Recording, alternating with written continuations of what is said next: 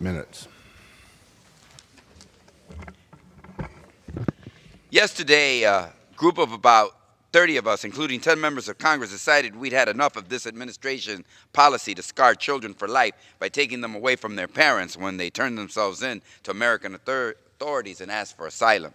We went down to Ronald Reagan Building on 14th Street because we had not heard from the 3 cabinet members we had written last week to give us answers about where the children at the border had been taken to and what our government was going to do to reunite them with their parents. So John Lewis, Joe Crowley, Jan Schakowsky, Al Green, Raul Grijalva, Adriano Espaillat, and I, joined by hundreds of allies, went down to the CBP headquarters to protest their actions and their secrecy.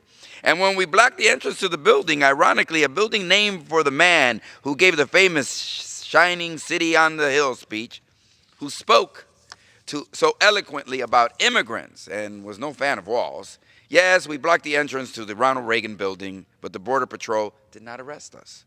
No, they feel comfortable arresting 10-year-olds and taking 10-month-old babies from their moms and dads. But when 10 members of Congress show up to demand answers, they get a little camera shy, a little weak-kneed. But we will be back, and we will do it again and again if we have to.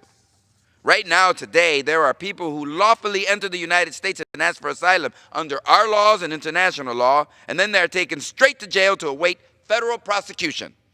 And if they have children, the officers think of some pretext, maybe telling the parents that they are taking the child for food or for a bath, and then the kids never return, simply disappear, kidnapped. And many are taken to facilities that are hundreds or thousands of miles away. And the parent is given a mass trial so their individual case may never be heard or evaluated. And most are deported back to the country they fled to face continuing violence and rape again and again. And are their children given back to them? Well, we don't know. We can't get answers, which is why we went yesterday. Then on Monday, Attorney General Sessions had one of the most stunning Newspeak 1984 mind control moments we have ever heard. He said that if a man beats a woman, or if a family is systematically extorted, threatened, targeted by a gang, that is a private matter and cannot be the basis of an asylum claim. Rape and abuse, that's just a private matter, according to the Attorney General, between a man and a woman. According to the chief law enforcement officer of our country, that's just a private matter between a man and a woman, between the family and the gang of terrorists they are facing. Only in the Trump administration could someone say something so thoroughly and utterly wrong, dangerous, ridiculous. My friend, Trey Gowdy, is a Republican who is known around here on the Oversight and Judiciary Committee as a pretty no-nonsense former prosecutor. I went to his website to look at his biography. You can all Google it. It says it right there, quote, as the 7th Circuit Solicitor, Trey led an office of 25 attorneys and 65 total employees. During his tenure, he started a Violence Against Women Task Force, right there in his official bio. So wife beating isn't a private matter in South Carolina. If you are being beaten, raped, or tortured by your domestic partner, your husband, the police, the prosecutor, and the judge will get involved because it isn't a private matter in South Carolina or anywhere in the United States of America. Go listen to Trey Gowdy's speeches on the YouTube channel or his Facebook. Watch the video of his speech on the House floor in support of the Violence Against Women Act.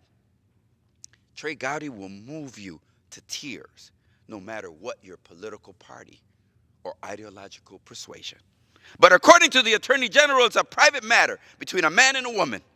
He expects every domestic violence victim to hire their own lawyer and sue their husband to get a court order and be protected.